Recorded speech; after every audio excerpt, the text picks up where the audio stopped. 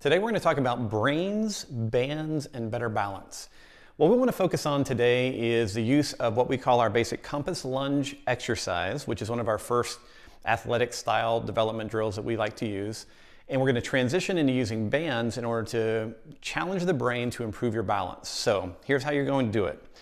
Begin standing in a neutral stance. Now, it's very important to me that you figure out what this means for you. All right, we basically want your feet directly underneath your hips. Nice long spine position, as relaxed as you possibly can be, but you also want to feel stable.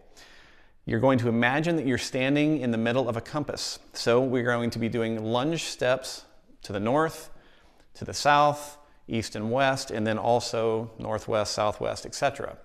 Now the goal here whenever we do our basic compass lunges is we're putting most of the weight on the lunging leg. All right, the non-lunging leg is going to be in a comfortably either slightly bent knee position or straight.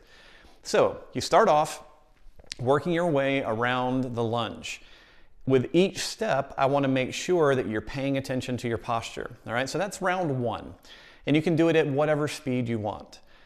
We're then going to add a band to this. And like I said, this is where I want to start bringing the brain into the equation. Because whenever we talk about balance, we have a kind of conscious volitional style of balance where we're really focusing, and then we have a reflexive system that also is contributing constantly to our sense of balance. So whenever we add a band, we're going to be challenging our reflexive stability systems quite a lot more because we're going to be adding in what's called perturbation.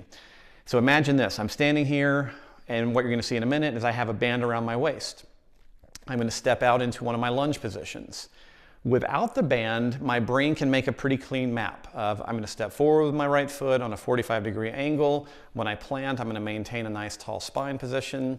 And because there really are minimal outside forces working on my body, my brain really doesn't have to pay that much attention if I've practiced this a lot. So what we need to do is we need to increase the load. So what we're going to use is, in this particular case, a big FlexFit band. I have it anchored off to the right. So I'm going to now step into the band and I'm going to put it around my waist to begin. You can put it in a couple different spots. I like to have people begin usually around the waist. So once again, obtain your neutral stance. You're here, you have the band on you, get nice and tall again.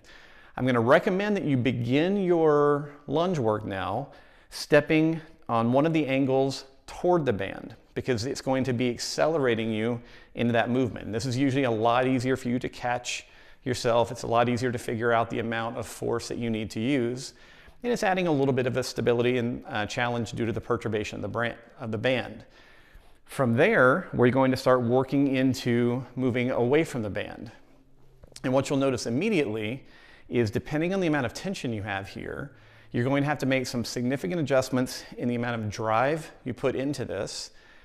It will also, as I said, challenge your balance, particularly if you try to transition your weight to the stepping leg. So what I like to have people do, once again, is just work through the compass, making sure that you're doing a nice, good lunge, maintaining good posture. The next round, to make this much more challenging, is we're now going to try to unweight. So take weight off of the stance leg. So in this particular case, I begin a neutral stance. I'm going to step out with my right foot into that anterior 45 lunge, and then I'm going to lift my rear foot. Lateral lunge and lift. This should be pretty easy because I'm being pulled this direction by the band. It gets much harder when I now go the opposite direction away from the band. So now I'm stepping forward into an anterior 45 lunge. And if you can feel it in your own body, most of your weight is probably shifted toward your stance leg. So now move toward the lunging leg and try to, as much as possible, unweight the rear leg and catch your balance. So that's the basic progression. Now the cool part about having a single anchor for the band is I can add in multiple directions of challenge. Because after I've worked through my 8 lunges, I've added the band from the side, I've worked through my 8 different lunges, I'm now going to turn my body. So now I'm going to turn and face the band. And I will go through the same exact iterations. And then I would turn so that the band's now pressuring my right hip as opposed to my left hip.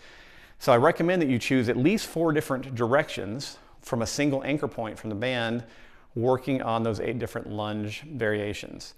This can take a while, and you might have to write it out to make sure you understand all the different variations, but this is a really cool way to get a lot of lunge work done, to create a lot of perturbation and make your brain upregulate a little bit to make sure that we're increasing the challenge so that your reflexive stability systems come in to play a little bit more strongly.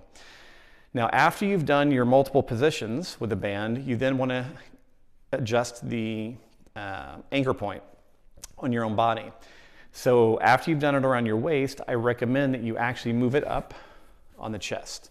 And now as you start going through the lunge work, you're going to feel a very different level of challenge as we've now shifted the perturbation more to the upper body. So you'll feel this a lot more through the midline. So that's our basic using bands for brains and better balance training series. Give that a shot. I hope you guys enjoy it.